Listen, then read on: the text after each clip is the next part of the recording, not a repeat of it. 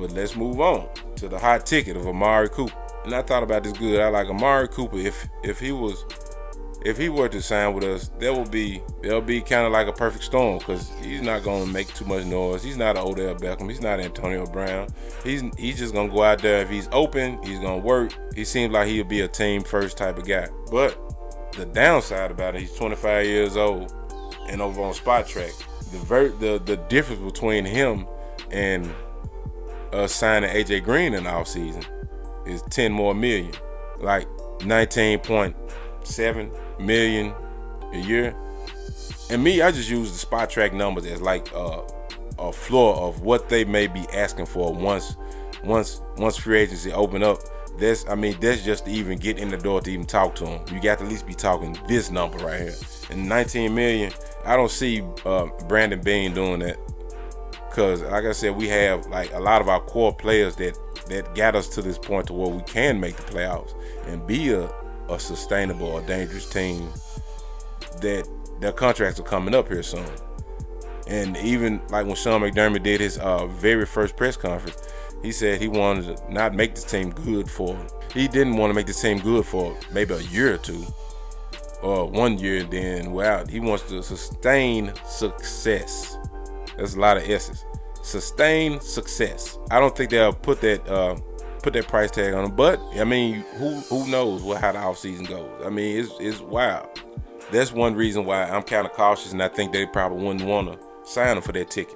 And then on Spot Trade, they got him like maybe 5 years, $98.5 million. This is almost like $100 million tied up into one receiver. We got $90 million. So he's going $90 million, 19.7.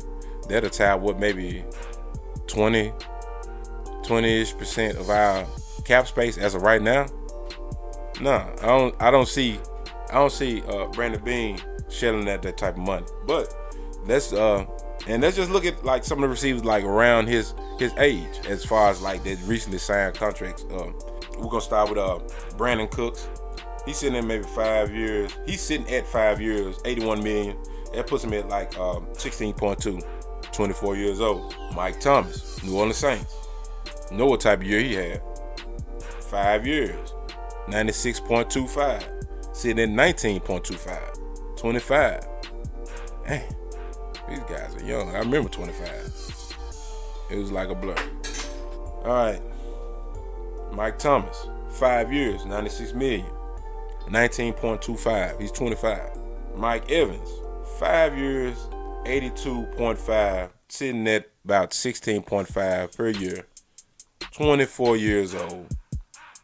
And Julio, let's go to Don Julio. Yeah, Don Julio. Julio Jones, 3 years, $66 million, puts him at $18 million a year, and he's 30. Yeah, he's 30. So that kind of makes me kind of nervous about AJ. AJ may be looking at it like, okay, Julio, just a year younger than me. He getting 18 a year. Larry Fitzgerald, he's a year older than me. He's getting 11.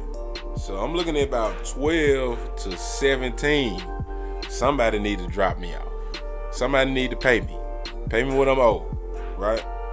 So with all those guys combined, with Brandon Cook, Mike Thomas, Mike Evans, Julio, all those numbers combined, divided by 4, their per year average, divided by 4 rather. That's 18 million. I think Amari Cooper, Brandon Cooks, Mike Thomas, Mike Evans, Julio, they out of our range. Not that I'm saying that I was just really naming those guys with the same contracts that Amari may garner. Not saying that we may go after any one of those receivers. If we did and we got them, that'd be cool.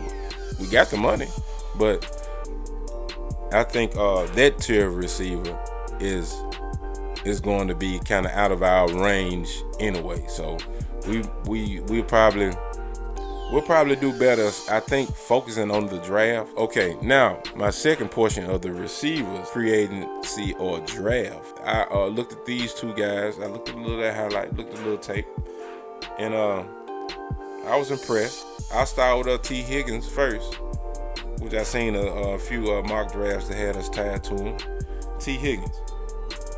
It's great hands, great at locating the deep ball, which is good for like a quarterback that we have, Josh Allen, whose deep ball inaccuracies sometimes hurt us a lot last year. Somebody you can throw the ball up, he's good at looking up, locating it, coming down with the ball.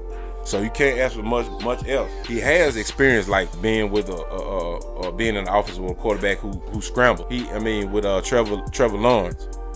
Kind of the same type of quarterback that he will be getting into as far as with the Buffalo Bills with Josh Allen. They kind of like mirror images almost. If we were to get our hands on a T. Higgins or get him in the building as a draft pick, I think that would be like a decent little match made in heaven. I like T, but I lean more to this next individual that I like more because what he brings more to the offense, and by him bringing more to the offense, you could possibly get another one of those receivers, Duke Williams, help him get on the field by pulling the roster spot from somebody else. Laviska Shenault, the receiver out of Colorado. Now, when I looked on the tape, I saw that they had him like in a lot of wildcat and a lot of power jet sweeps and all that type of stuff, right? That made me think that Dable, I don't know if it was Josh's progression as a quarterback, growth as a quarterback, that he had to run these type of plays, but for Dable, his first 15 plays are always like scripted, and they got some type of gadgetry incorporated in it. It's a jet sweep, or it's a reverse, or it's a double reverse pass, or it's something. The first 15 plays is some type of gadget play involved. So if you got a guy like that on the field that is supposedly going to be our number one, if not number two to smoke, no big deal. He's going to garner a lot of attention on the field, so he has to have a roster spot. Then it's another player on our team that may end up falling to that Robert Foster role, and that leads me to Isaiah McKenzie. That puts him on notice. Like, look, you gotta get your ish together, brother. You gotta figure out something else, another niche in this offense. And then I hear a lot of the chatter talking about he doesn't run all the route tree, this and that, and blah blah blah. I mean, he's a first year receiver. You get at least somebody like Smoke to mentor him and run the route tree, help him learn how to run his routes. He'll be okay. I mean, they said Smoke can run the route tree, and then when he gets in there, Josh Allen blown away by how he can run each route, and how good he can run each route. So I mean, you can say that, but stuff like that it can be taught, as long as it isn't any type of ball security issues, unsure hands, or anything like that. I'm very confident that if we draft him at 22, that we got a steal in the draft. Good hands, he has attacking hands. And I heard this a long time ago. I heard somebody say attacking hands. I was like, what the hell are you talking about? Attacking hands. It means somebody who goes up and snatches the ball. He goes up and don't wait for the ball to hit them in their chest. They meet the ball at the point of attack before the ball even gets anywhere near their body. I want to do something a little bit more fun. I want to. Last show I talked about kind of broke down some of our schedule, and I want to kind of ask you all, give you a little homework for who all is listening, who all may be watching. Once again, hit that like button, hit that subscribe button, and share. Tell a friend to tell a friend. Let them know that All About the Bills is in. Be on Spotify, Apple, Google Podcasts, Stitcher. Back to the subject at hand, which is doing a little something fun. How many primetime games will we have this year? I say, to me, 3 to 4. My heart says 3, because they ain't gonna show us love and give us 4. But let's just say for fandom, let's just say for fun, they give us 4.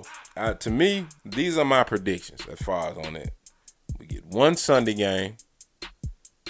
We get 1 Thursday game, because everybody gets a Thursday game. Regardless, everyone gets a Thursday game, and 2 Monday nights. And I say 1 Sunday because if they kind of give you your respect, they gonna throw you on Sunday night.